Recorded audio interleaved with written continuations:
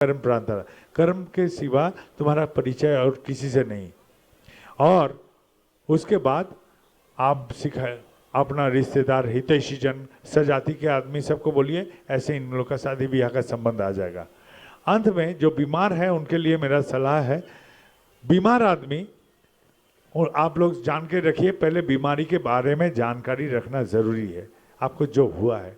मेरे आश्रम, जहाँ ठाकुर जी का आश्रम में रहते हैं, उसके पीछे का एक गांव है।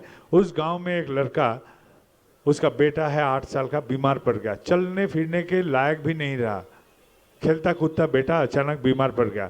बहुत इलाज कराने के बावजूद भी वो जब सुस्त नहीं हुआ, आके हमको बोलता है, दादा मैं क्या करूं, मेरा बेटा को कोई बीमारी से मुक्ति नहीं मिल रहा है। तो मैंने साथी को बोला, इंटरनेट में जा, खोल और साइट खोल के देख, ये जो बोल रहा है उसको लिखते जा। वही लिखते गया। उसके बाद जो रोग निर्णय किया गया इंटरनेट से, वो रोग का कोई चिकित्सा हल एलोपैथी मत में नहीं था। मैंने भुवनेश्वर में रवि भाई नाम का एक आयुर्वेदिक शिक्षक है, उनको खबर भिजवाया। उन्होंने एक फ़ोन पर दवा बोल दिए जो देवघर बाजार में उपलब्ध था, उस लड़के के हाथ में देके बोले तेरे बच्चे को खिला। 7-8 दिन में वो बच्चा सुस्त हो गया, अभी तक सुस्त है। मैं कोई डॉक्टर नहीं हूँ, मैं एक ज्ञान भंडार को खोला और उससे ज्ञान प्राप्ति करके उसका इलाज करा। तो यही मेरा कहना है कि पहले आप जानिए अपने रोग के बारे में। यदि आपसे इंटरनेट वगैरह नहीं होता है, आप उम्र हो चुका है, तो आप घर के जो बच्चे हैं कम उम्र के हैं, उनका सहयोग ले लिए। वो लोग सब कोई जानकारी है, उनके सहायता से आप जान लीजिए आपका रोग क्या हुआ है, क्या करना है, क्या नहीं करना है, और उसके बाद इलाज शुरू करवाइए। अंत में मैं बोलूँ, आनंद में रहिए, बिना आनंद का कभी रोग नहीं जाता है। कितना भी आप चिकित्सा कराइए, जब तक मन में आनंद उमंग नहीं रहता है, कभी नहीं जाएगा। आर्थराइटिस का प्रॉब्लम घुटना में होता है, तो घुटना में आर्थराइटिस का प्रॉब्लम दांत में तो नहीं है, तो हम लोग तो जिंदगी हंस के भी जी सकते हैं। यही मेरा सलाह है। अब एक पारिवारिक जीवन, जहाँ पति पत्नी में बहुत प्रेम था, एक समय जब शादी हुआ था बहुत प्रेम, अभी हाल में इन लोग में खिटपिट चलता है। खिटपिट का कारण यह है कि ये दोनों का शरीर नज़दीक में रहता है लेकिन मन दूर में हो चुका है, इसलिए खिटपिट चलता है। खिटपिट से शादी में दरार पैदा हो सकता है, इसलिए पत्नी अपना मन का एक हिस्सा छुपा के शादी बचाने का कोशिश करता है, पति भी अपना मन का एक टुकड़ा छुपा के शादी बचाने का कोशिश करता है। यानी कि शादी बचाने के लिए दो खंडित प्राण अपना शादी बचा रहे हैं। इस परिवार का रिवाज है, सब अपना स्वार्थ जताते हैं, हमको ये चाहिए, वो चाहिए, ऐसा चाहिए, वैसा चाहिए, सब अपना स्वार्थ बोलते हैं, दूसरे का बात सुनने का जैसा कि मानो फुर्सत ही नहीं।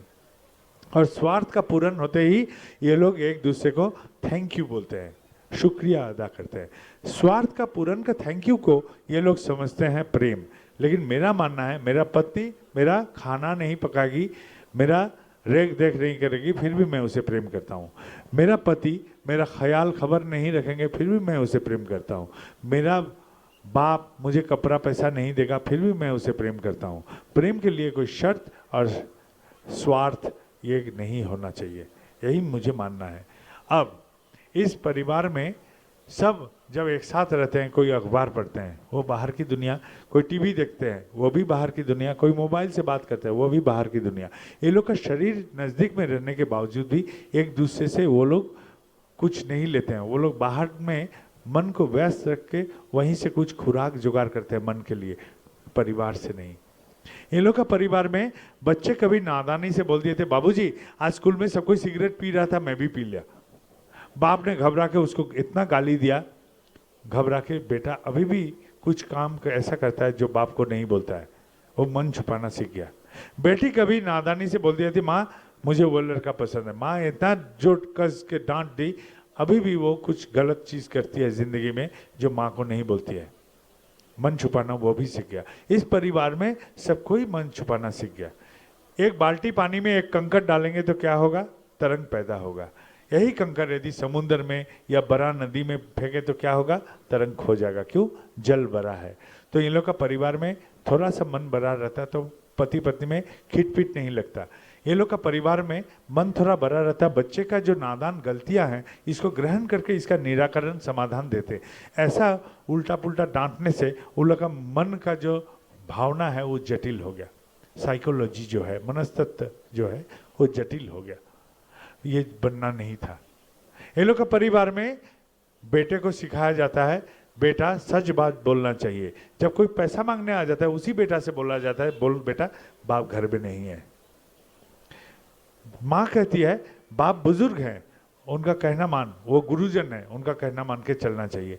उसी माँ को देखता है बाप से झगड़ रहा है रात को, तो क्या होता है बेटा समझता है अच्छा बात सुनना चाहिए लेकिन बुरा करना चाहिए। इसलिए समाज में जब मिलता है तो स्कूल में जाके गंदा बात पहले सीखता है, गंदा आदत सीखता है, गंदा व्यवहार सीखता है, एक दिन नशा भी सीख के आता है।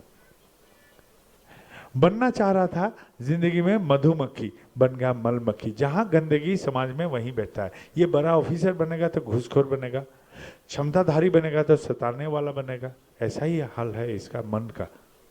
अब ऐसा एक परिवार हमारे पास आश्रम में गया था, बोलता दादा मेरा परिवार बिखर गया है, हमको संभाल दीजिए। मैंने 2-4 बात से पता चला कि ये लोग दिन में निकल जाते हैं काम में और शाम होते होते सब कोई इकट्ठा होते हैं। तो हम बोले रात का भोजन एक साथ कीजिए, एक साथ रात में सब कोई भोजन कीजिए, सब घर वाले सब एक साथ खाइए और सबका मन का जो बात है उसको खोलिए, बैठे मत खाइए और हाथ का जूठा को सूखने दीजिए। तब तक बात कीजिए तब तक जब तक हाथ का जूठा सूख नहीं जाता और बातें करते रहिए। घबराइए नहीं, मन अभी समुद्र का पानी ना सही बाल्टी का पानी भी नहीं है। आप ठाकुर जी को अपनाए हैं, मन थोड़ा सा बड़ा हुआ है, कोशिश कीजिए जिंदगी को अपनाने का। वो लोग वही किया, रात का भोजन एक साथ करता, देर तक अपना मन का सारे बात बोलता। कितना बात बाप बेटा में नहीं होता था, होना शुरू हो गया। बेटी माँ में कितनी कम बातें होती थी वो भी होना शुरू किया। भाई बहन में कितनी बातें कम होती थी वो भी हो गया। पति पत्नी में मानो तो खाली स्वार्थ का बात रह गया था। मेरा कपड़ा लाए हो जी, मेरा खाना बन गया जी, मुझे एक कप चाय मिलेगा जी, यही से तो बात। स्वार्थ के सिवा और कुछ बात पति पत्नी में शायद नहीं था, वो भी शुरू हो गया प्रेम का बात।